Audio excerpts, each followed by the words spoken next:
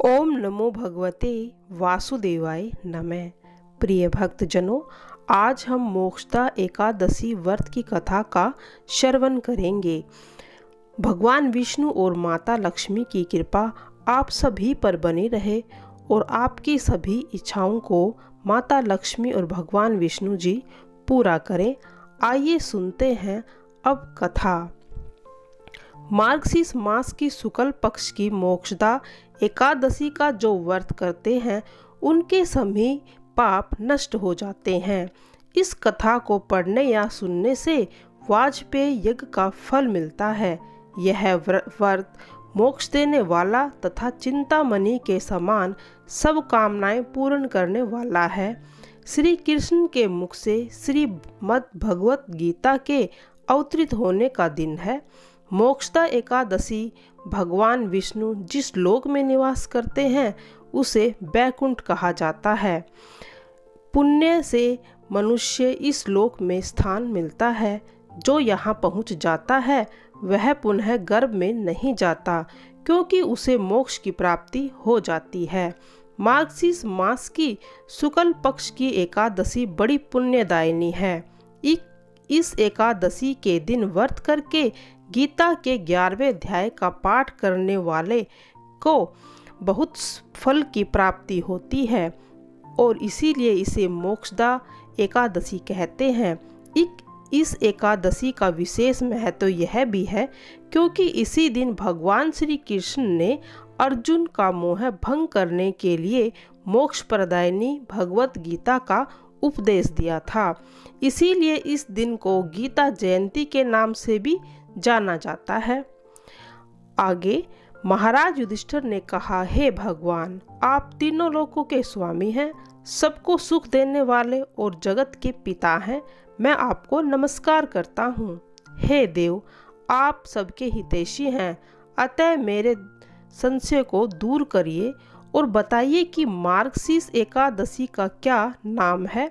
उस दिन कौन से देवता का पूजन किया जाता है और उसकी क्या विधि है, कृपया मुझे बताएं।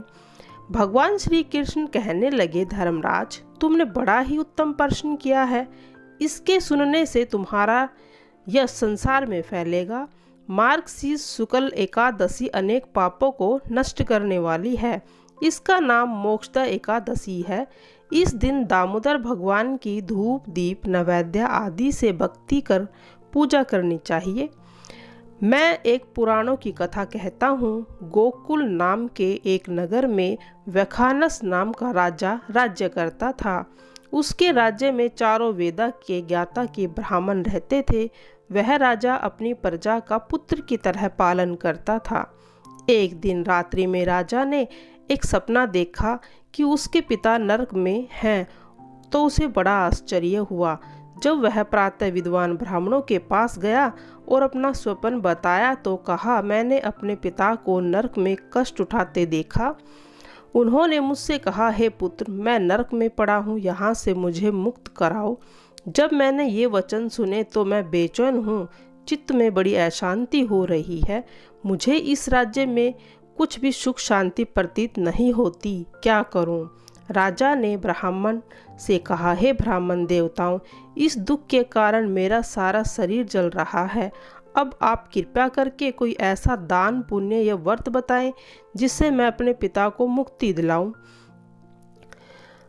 जो अपने पिता माता को और पूर्वजों का उद्धार करता है वही एक अच्छा पुत्र होता है और वही एक स्वाभिमान पुत्र होकर इस धरती पर जीता है।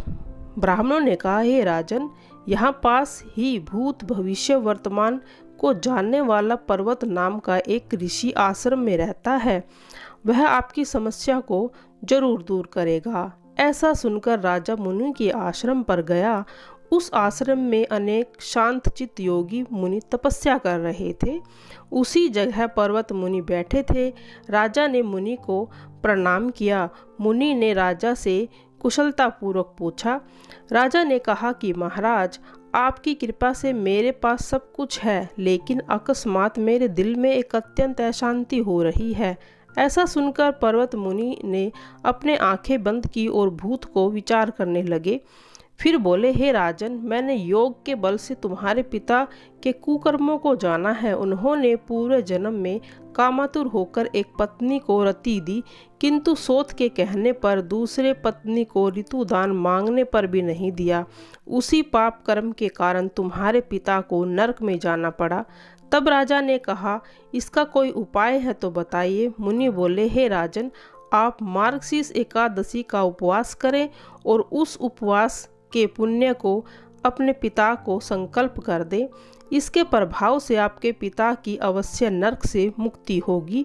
मुनि के ये वचन सुनकर राजा महल में गया और वहां जाकर उसने अपने परिवार के साथ मोक्षदा एकादशी का व्रत किया, जिसके पुण्य से उसे यह प्रभाव मिला कि उसके पिता को मुक्ति मिल गई और स्वर्ग में जाते हुए अपने पुत्र से उसका पिता कहने लगा, हे पुत्र, तेरा कल्याण हो।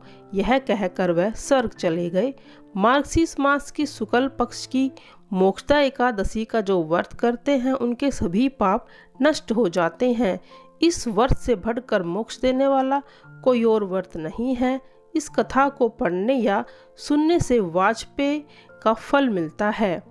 श्रीमद्भगवद गीता में 18वां अध्याय पढ़ना चाहिए और उस अध्याय को पढ़ने से ही स्वयं ज्ञान की प्राप्ति होती है। भगवान श्री कृष्ण के द्वारा अर्जुन को विश्व रूप के दर्शन का वर्णन किया गया है।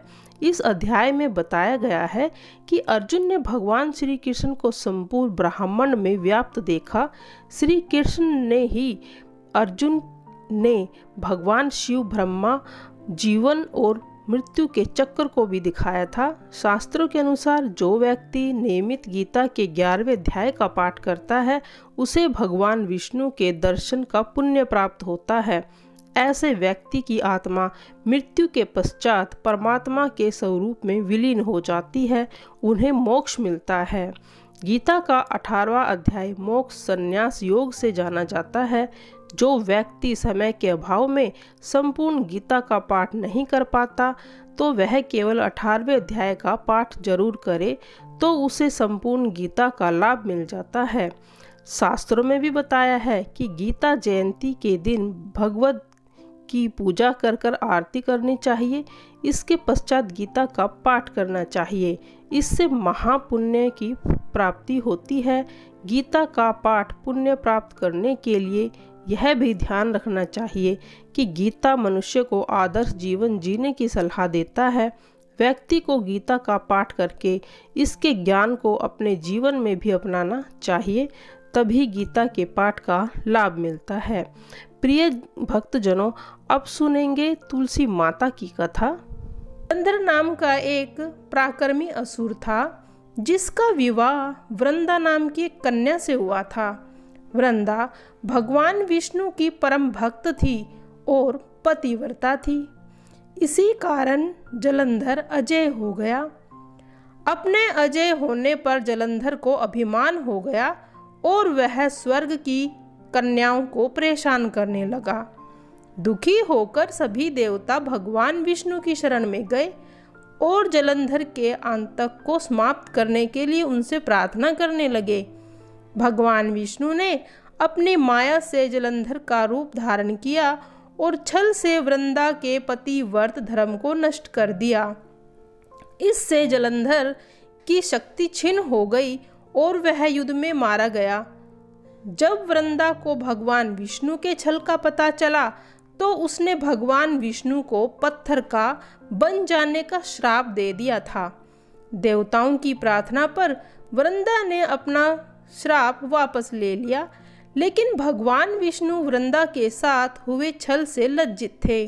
अतः वृंदा के श्राप को जीवित रखने के लिए उन्होंने अपना एक रूप पत्थर रूप में प्रकट किया जो शालिग्राम कहलाया। भगवान विष्णु को दिया श्राप वापस लेने के बाद वृंदा जलंधर के साथ सती हो गई। वृंदा की राख से एक तुलसी का पौधा निकला था। वृंदा की मर्यादा और पवित्रता बनाए रखने के लिए देवताओं ने भगवान विष्णु के शालिग्राम रूप का विवाह तुलसी से कराया। इस घटना को याद रखने के लिए प्रति वर्ष कार्तिक शुक्ल एकादशी या देव प्रबोधनी एकादशी के दिन तुलसी जी का विवाह शालिग्राम जी के साथ कराया जाता है और जो शालिग्राम पत्थर गंडकी नदी से प्राप्त होता है। भगवान विष्णु ने वृंदा से कहा कि तुम अगले जन्म मंडप तुलसी के रूप में प्रकट होंगी और लक्ष्मी से भी तुम मुझे अति प्रिय रहोगी। तुम्हारा स्थान मेरे शीश पर होगा, मैं तुम्हारे बिना भोजन नहीं ग्रहण करूँगा। यही कारण है कि जब भगवान विष्णु जी का प्रसाद बनाया जाता है तो उनको तुलसी का पत्ता अवश्य रखा जाता है, क्योंकि अगर तुलसी का पत्ता नहीं रखा जाता तो कहते भगवान विष्णु उस भोजन को स्वीकार नहीं करते हैं। तो प्रिय भक्तजनों, आइए सुनते हैं प्रिय भक्तजनों तुलसी माता की आरती। जय तुलसी माता सब जग की दुखदा सुखदाता वरदाता। जय तुलसी माता सब योगों के ऊपर सब रोगों से ऊपर रुज से रक्षा करे भवत्राता। जय तुलसी माता बटु पुत्री है श्यामा सुरबल्ली है ग्राम्या। विष्णु प्रिय जो तुमको सेवे सोनर तर जाता। जय तुलसी माता हरि के शीश विराजत त्रिभुवन से हो वंदित। पतित जनों की तारिणी विख्याता। जय तुलसी माता लेकर जन्म विजन में आई दिव्य भवन में। मानव लोक तुम्ही से सुख संपत्ति पाता। जय तुलसी माता हरि को तुम अति प्यारी श्याम वरण तुम्हारी। प्रेम अजब है उनका तुमसे कैसा नाता। जय तुलसी माता। तुलसी महारानी नमो नमो हरि की प्यारी नमो नमो। धन तुलसी पूरन तप की नो शालिग्राम बनी पटरानी। जाके मंत्र मंजरी कोमल श्रीपति कमल चर पलपटानी। धूप दीप नैवेद्य आरती पुष्पन की वर्षा बरसानी। 56 भोग 3600 व्यंजन बिन तुलसी हरि एक न मानी। सभी सखी मैयो तेरे यस गावे भक्ति दान दीजे महारानी। नमो नमो तुलसी महारानी नमो नमो। सभी सुखी मैया तेरो यस गावे भक्ति दान दीजे महारानी। नमो नमो तुलसी महारानी नमो नमो। हरि की प्यारी नमो नमो हरि की पटरानी नमो नमो। जय तुलसी माता तेरी सदा ही जय हो। अपनी कृपा सभी भक्तजनों पर बनाए रखना, उनकी सभी इच्छाओं को पूरा करना तुलसी मैया।